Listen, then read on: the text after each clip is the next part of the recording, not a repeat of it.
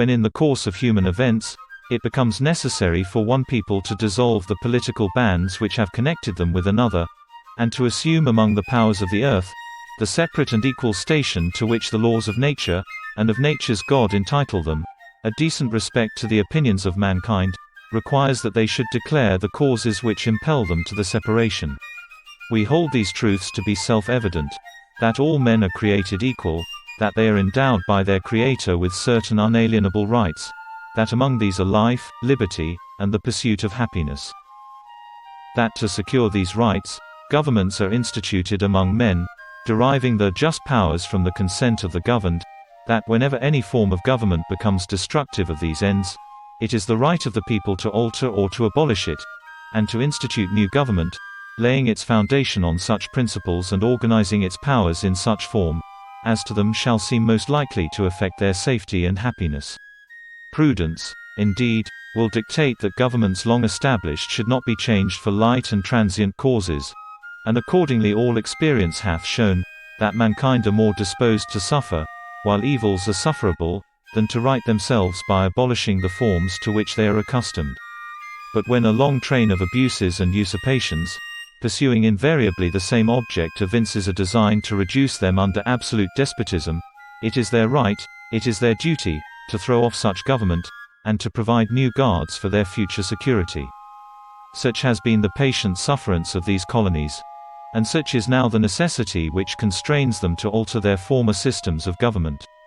The history of the present King of Great Britain is a history of repeated injuries and usurpations, all having in direct object the establishment of an absolute tyranny over these states.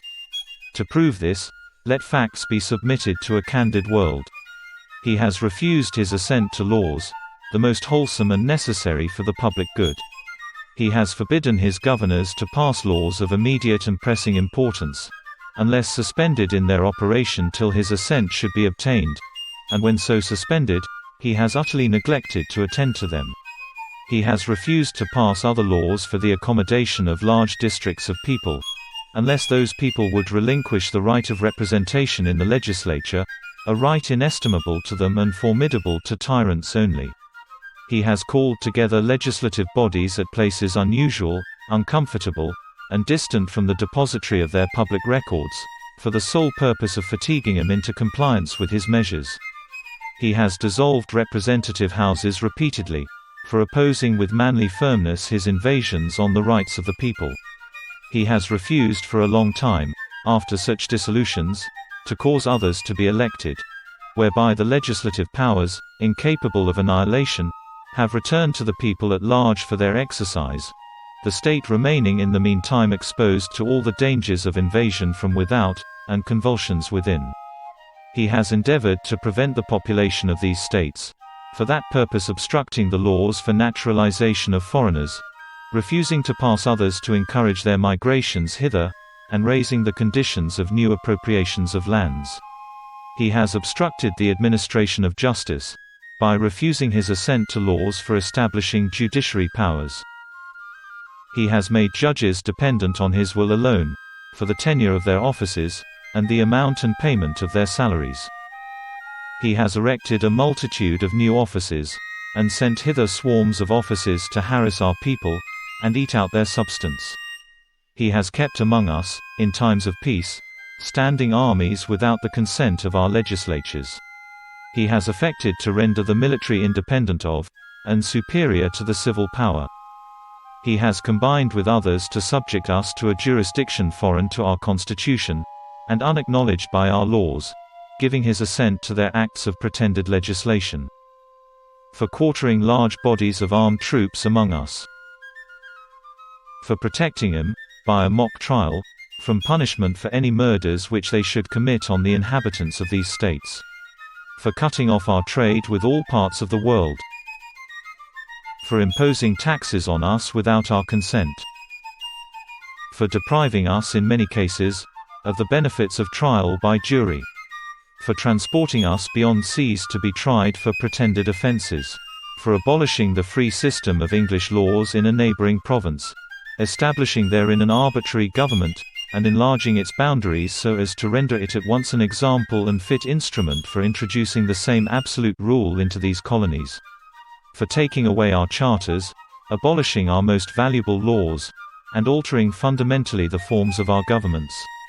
For suspending our own legislatures, and declaring themselves invested with power to legislate for us in all cases whatsoever.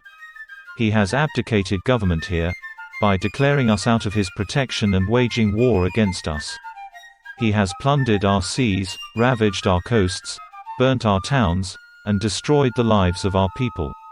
He is at this time transporting large armies of foreign mercenaries to complete the works of death, desolation and tyranny, already begun with circumstances of cruelty and perfidy scarcely paralleled in the most barbarous ages, and totally unworthy the head of a civilized nation.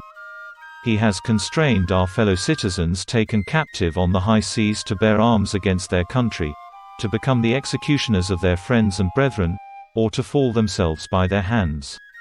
He has excited domestic insurrections amongst us, and has endeavored to bring on the inhabitants of our frontiers, the merciless Indian savages, whose known rule of warfare is an undistinguished destruction of all ages, sexes and conditions.